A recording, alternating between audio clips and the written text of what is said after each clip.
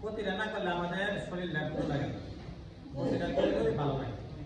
যেমন বিশেষ করে যারা সর্দার আছে, কারণ তারা তো আবার সরকারি করে তাদের ব্যবহার কথা বললে আবার কিছু বই করে, তারা নিজের গায়ে নিতে পারে খেলা। সর্দাররা দেখা গেছে আপনার ওইটা তাদের মধ্যে রয়েছে।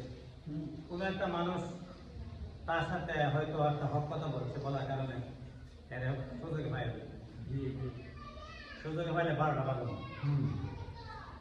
তো সুযোগে পাইছে ভাই এত পাইলে 12টা বাজে দিচ্ছে, এটাই তার কাজ হইল সর্দার।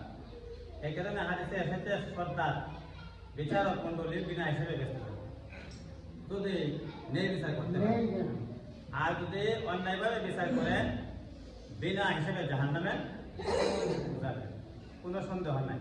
সর্দার সাপ, যারা সর্দার সাপ তাদের প্রতি উদাত্ত আহ্বান, নেই বিচার করুন যতটুকু অন্যায় আসলে না, ঘুষ কই আমি বলি না, ঘুষ কাট না কাট তাদের ব্যাপার, আল্লাহ তাদেরকে হেফাজত করুন।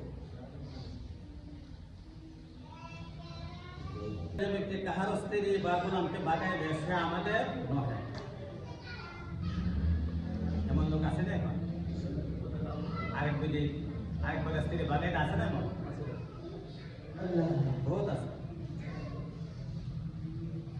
অপরে হাদিস, এক ব্যক্তি নিজের অন্তরের কাঠিন্য সম্পর্কে হযরত সাল্লাল্লাহু আলাইহি সাল্লামের নিকট অবগত করিলেন। নবীজি বলিলেন, একেবারে এতিমের মাথা হাত বোলাও এবং কাঙ্গালিতেও খাদ্য দান করো। এতিমের মাথা হাত বোলানো, তাদেরকে আদর করে, আদর করে এতিমের মাথায় কি করো, হাত বোলানো, হাত বোলানো এটা সওয়াবের কাজ, গুনাহ। কাঙ্গালি যারা, তাদেরকে খাদ্য দান করো, তাহলে সওয়াব আছে কি নাই? এই কারণে আল্লাহ নবীদের দরবারে খাবারের খাদ্যের ব্যবস্থা থাকে, প্রত্যেক আল্লাহ নবীর দরবারে কি আছে? খাবারের ব্যবস্থা আছে না? সেটা থাকে তাদের কাছে। এই হাদিসটা নবীজি না হইল কাহারও, নবীজির কথা বলো, নবীজির দরবার তো এই ব্যবস্থা ছিল। এই কারণে আল্লাহ কুলিদের দরবারের ব্যবস্থা আছে, কিয়ামত রাত পর্যন্ত থাকবে।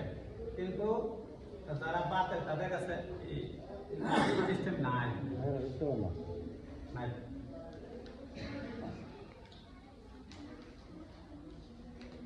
নবীজি বলেন, শহীদ ব্যক্তির সকল পাপই মাফ হইবে, কিন্তু ঋণ মাফ হইবে না। শহীদ কারা? যারা আল্লাহ রাস্তা, তারা শহীদ। আল্লাহ রাস্তা, ইসলামের জন্য, ইসলামের পক্ষে, কোরআনের পক্ষে, আল্লাহর পক্ষে, রসুলের পক্ষে তাকিয়া যারা বিধর্মীদের সাথে জিহাদ করে, যুদ্ধ করে, যুদ্ধ করতে করতে মারা যান,